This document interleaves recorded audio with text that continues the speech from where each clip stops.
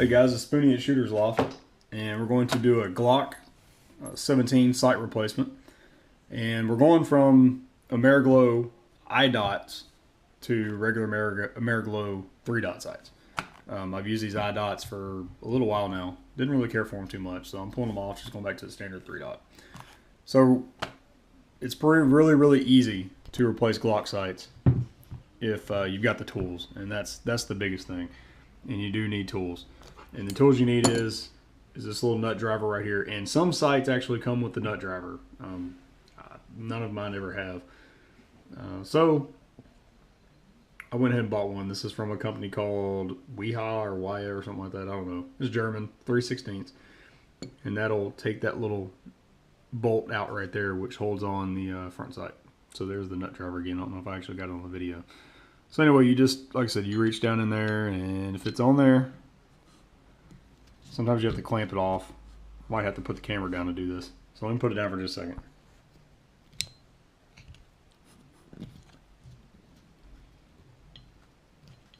Okay, just took a little bit of force. I couldn't do it one-handed. So anyway, you get that out. You can see there's a little nut right there. It might not show up on my little work pad here. And then the front sight, sometimes you got to wiggle them a little bit or tap it to pull them off. Let me get a pair of pliers.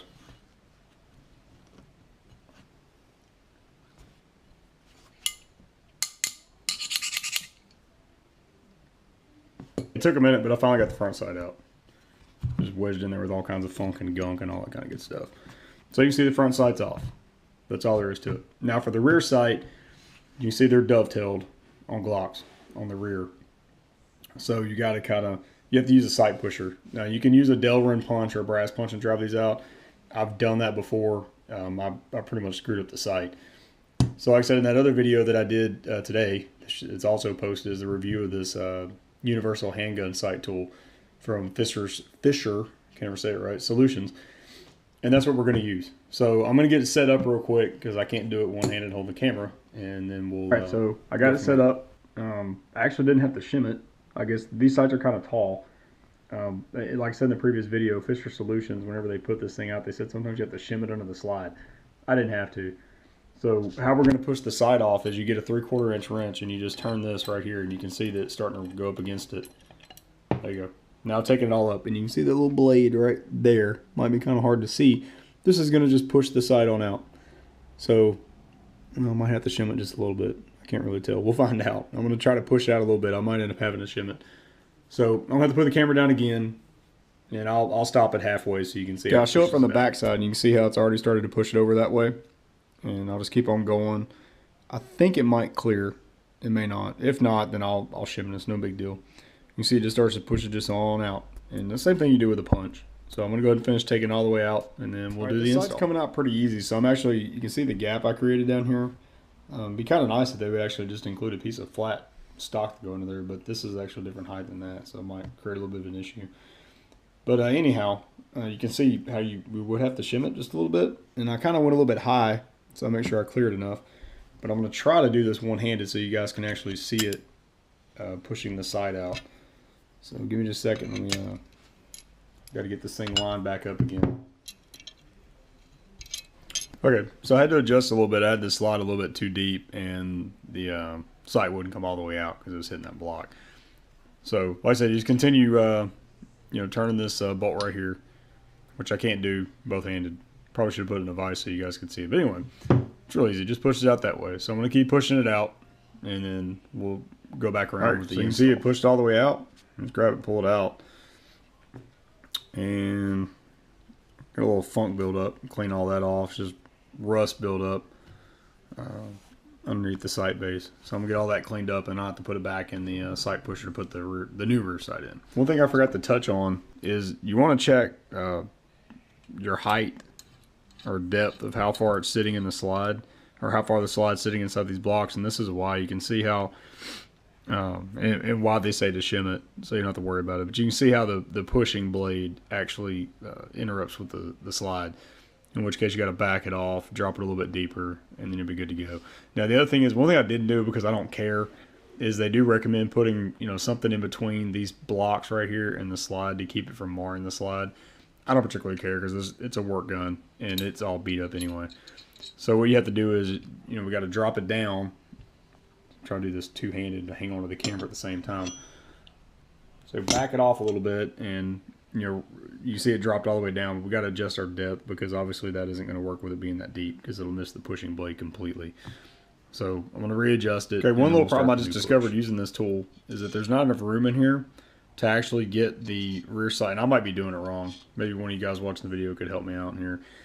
Anyway, there's not enough room in between the push block and either this side to actually get the rear sight started. So I found out that you have to actually, well, like I said, unless I'm doing it wrong, I'm going to have to take the slide back out, start the rear sight in there so I'll have enough clearance, and then put it back in the vise. So I'm going to go ahead and do that real quick. Okay, and, so I got the rear sight started, and I might be doing this wrong. Kind of hope I am, because if not, that's kind of a pain. And they did come out with another model of this called the XL, so that could be what it is. Now, of course, this still makes it easier than driving it with a punch, but I don't particularly care for that too much. So I'm going to go and get this sight installed, and it still was a tight fit. I had to really back this block in, and I had to knock it in there pretty, well, not knock it, but I had to push it in there pretty far. So I'm going to go ahead and push it on in and see if it pushes pretty well. And maybe one of you guys watching this video will tell me that I'm doing it wrong. I hope so, because if not, that's kind of a pain. So let me get the sight pushed in, and then we'll move on to the front side. So I got it pushed in. As far as pistol sights go, whenever there's not really a whole lot of lining up to do with them. You just kind of want to get them equal on either side, and that's about all you can really do when you install the rear sight. You know, once you get your front sight installed, you can do the presentation, do your draw, and see if everything's lined up. But pretty much just get them either on either side. If you go to the range and it's shooting real bad, you could adjust them. But with a handgun, it's so hard without putting it in a rest to determine that it's actually the rear sight. There's not really a whole lot you can do, you know. Just don't do a lot of adjustment on handgun sights unless they're adjustable. So just get you an even amount of space on either side and take it out. And I'm about to do that here, and then we'll go on the front sight. So we've got the, you want to take the little nut, or bolt actually. It's small, but it's a little bolt. You want to take it out. Now, one thing you do want to do with the front sight is you want to put a little bit of Loctite down in there, okay, because that recoil can knock it loose.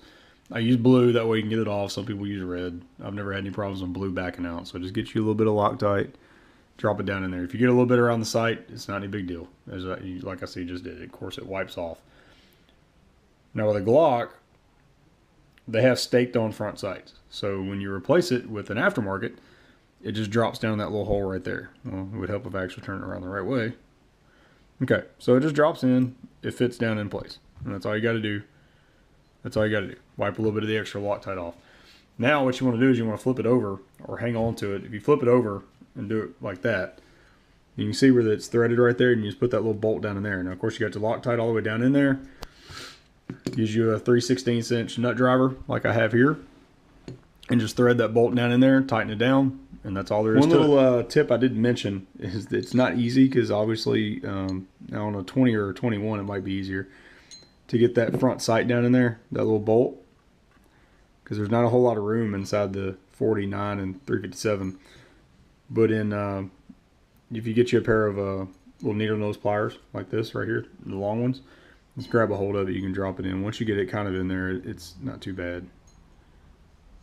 But it kind of takes a minute. Just don't get too frustrated, because it's pretty fine threads on there. It's easy to strip them, I'm sure. Just get it lined up and then put your nut driver on there. Just like this. Oh, see? Oh, I got it. Hang on. Sometimes if you stick your finger on top of it, you can kind of get lined up and start it. Just like that. Okay. And then you get your nut driver. Be very careful when you're starting out, and you see I knocked it off.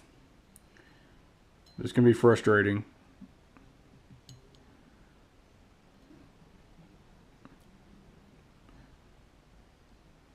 Okay, I think I got it lined up now. Some of you stick your finger on top of it, you can kind of spin it, but like I said, there's just not a lot of room inside these 9 and 357 and 40 slides. So sometimes you might have to get the pliers and kind of rest them on top just to start it, because man, just getting it started is the hardest part. So I think I finally got it now. No, not yet. Let me start the camera side, both fingers. It took 2 hands. I think that's probably why I couldn't get done. So you see it just threads on there and bolts in place.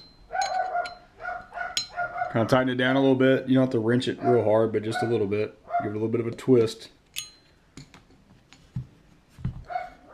And you got a brand new set of night sights. Go to the range, check it, make sure that they're straight. You know, so once you get it all back together, do a couple draws, make sure it lines up and all that kind of good stuff. But otherwise, that is all there is to it. You do need some specific tools. So if you don't have those, either you can use a punch to drive out the rear sight. But again, I've butchered some sights doing it that way. Or you can buy you one of these tools. So take a look at it and mess with it a little bit. It's not as easy as most sight pushers. It's really not. And I'm not going to try to say that. I've used some from Glockmeister and places like that, and they're very easy to use. This one's not so much, but it's universal. So it's meant to be used with a bunch of different pistols, so they can't make it specifically for a Glock or specifically for an H&K, so on. So it's not going to be as easy to use. But overall, it worked, and it got the job done. And I did learn how to use it properly this time, so whenever I push the next set of sights, I'll know. And I'm going to actually mark it with a Sharpie saying top, bottom, all that kind of good stuff. So anyway, guys, I hope you guys just enjoyed it. As you can see, it's really easy to replace sights as long as you got the tools. And as usual, visit shootersloft.com.